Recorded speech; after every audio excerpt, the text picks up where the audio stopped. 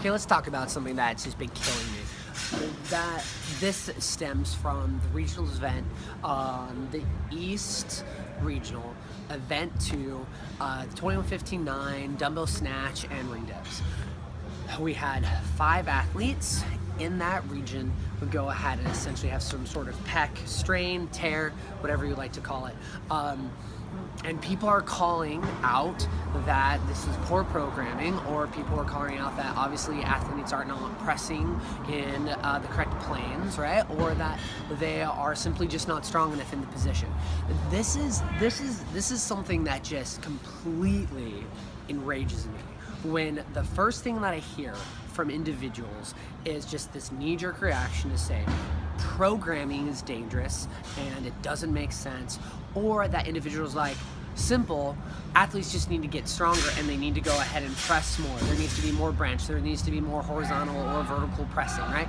It blows my mind that that is the knee-jerk reaction almost to everybody, rather than going ahead and saying, wait, hold it, let's pump the brakes, let's look at movement pattern, and let's go ahead, let's think about what a ring dip is supposed to be, what is a dumbbell snatch supposed to be, what are the muscle groups that are supposed to be involved, what is happening during these movements. If you think about it, a ring dip, right, is going to be pressing in a vertical plane down, and then, right, you're supposed to have the lat on the posterior side of the shoulder, supporting the shoulder, keeping it back to position, the pec, so it's only working on stabilization in the front, and then pressing up through with the tricep, right? But if you watch most athletes, right, when they go ahead and do ring dips, they're in this anterior chain, they're in the frontal plane, the lat is completely disengaged, usually the elbows are not in, they're slightly out 45-degree angle, if not more, the hand is rotated in, so this is going to be an indication if it's the lat is on or off, right? Most of them, the lats are on, so what is happening is the pec is being overloaded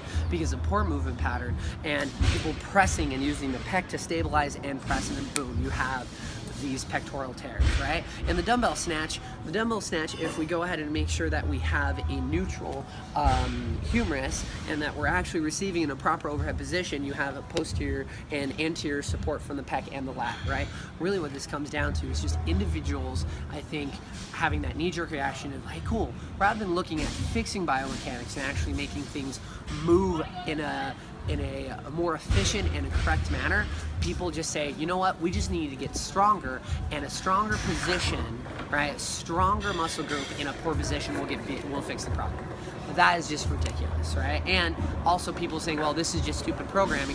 Why, as a programmer, why should I go ahead when I'm supposed to be testing the most efficient and most fit athletes in the world, worrying about, well, what if an athlete decides to use really shitty form and then go ahead and press and do ring dips or overhead snatches the wrong way? It might blow out their pec. If that's the case, we shouldn't even be doing these tests. Individuals shouldn't be even playing professional sports, because when you go out there, people are going to go ahead. As a programmer, I should not have to plan for that if I'm trying to find the most fit in the worst. That's the whole point, right? If anything, these are weeding out individuals with poor movement patterns or poor training practices, and this just maddening. Number one, I hate to hear people just simply go ahead and say, well, we just need to go ahead and press more and it needs to be in a different plane.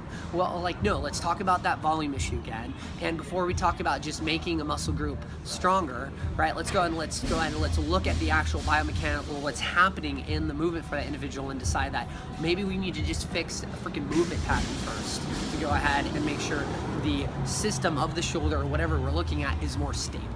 Anyway, that's my rant of the day. And for those of you that just want to get stronger and fix it with volume, again, you're a broken mindset.